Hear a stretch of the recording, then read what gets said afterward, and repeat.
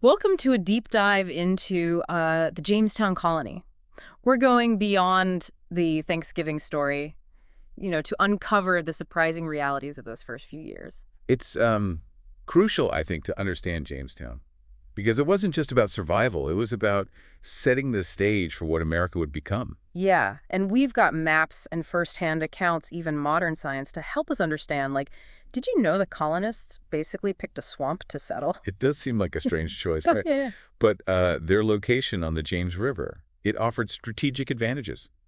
Defense in deep water for their ships. Yeah. Of course, they couldn't have foreseen all the downsides. Right, like swarms of mosquitoes weren't exactly on the map. Exact. And to make matters worse, they landed during a massive drought. That's right. Modern tree ring analysis helps us understand these historical climate patterns. Yeah. And it revealed they arrived during one of the worst droughts in centuries. Imagine trying to establish a colony with limited food and water shortages and disease. And on top of everything else, they missed the window for planting crops. Yeah. Not the best start. No, not at all.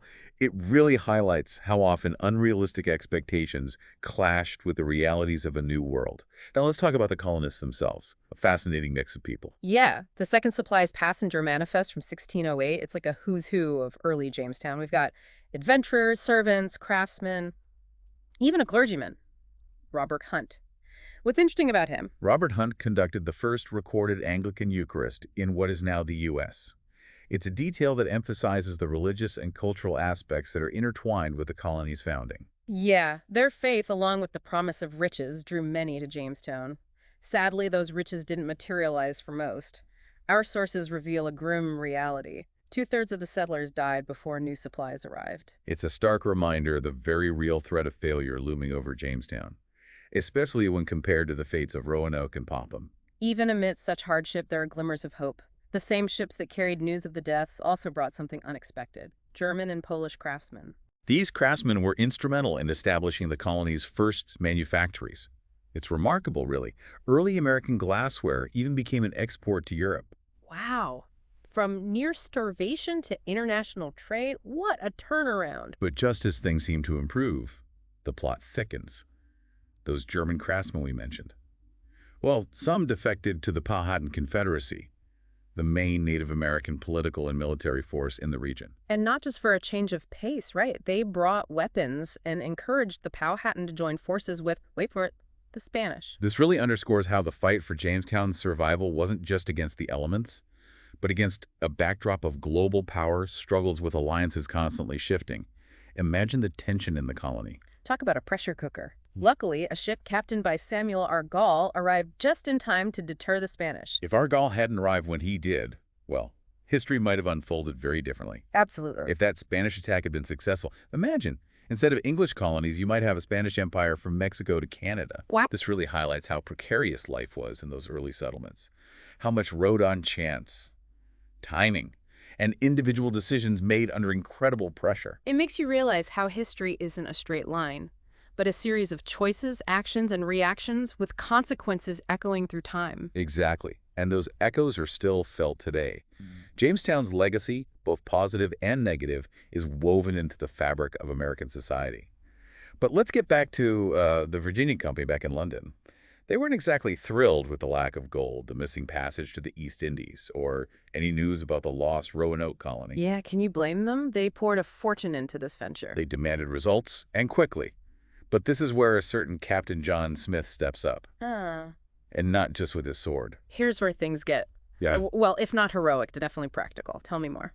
John Smith basically told the Virginia Company, look, you need farmers and builders, not more gentlemen and adventurers searching for El Dorado. He understood that Jamestown's survival hinged on becoming a sustainable community, not a get-rich-quick scheme. That's a recurring theme throughout American history, isn't it? The shift from risky ventures to establishing a lasting presence. So we have this struggling colony facing impossible odds, caught between global powers. What I find so interesting is how these challenges sparked incredible innovation. Necessity really is the mother of invention. It's true. A prime example is the development of tobacco as a cash crop. It wasn't part of the original plan, but it ended up transforming the colony's fortunes. It's ironic, isn't it? Tobacco saved Jamestown from economic ruin, but also fueled the very labor system John Smith warned against, one reliant on the exploitation of enslaved Africans. It's a complex legacy we're still grappling with. Indeed. And speaking of complex legacies, we can't discuss Jamestown without mentioning Pocahontas. However, the Disney version omits a few, shall we say, crucial details. Definitely. Our sources reveal a much more nuanced picture of Pocahontas. She was a real person navigating a complex political landscape, not just a romanticized figure in a love story. Exactly. She was the daughter of a powerful chief, caught between her people and these newcomers. And let's not forget, she was just a teenager when she first encountered the colonists. It's important to remember that her story, like so much of history, is told from the perspective of the victors. We have to be mindful of the voices that were silenced and the perspectives that were lost. Precisely. And speaking of complexities, our sources reveal that Jamestown wasn't just about conflict between colonists and Native Americans. There were tensions and power struggles within the colony itself. Remember that passenger manifest. It wasn't just a list of names. It reflected a deeply hierarchical society. Right. You had gentlemen adventurers at the top, many ill-suited for manual labor, and then indentured servants who traded their freedom for passage to the New World, hoping for a better life. And that hope often proved to be a cruel illusion. Life for indentured servants was brutal.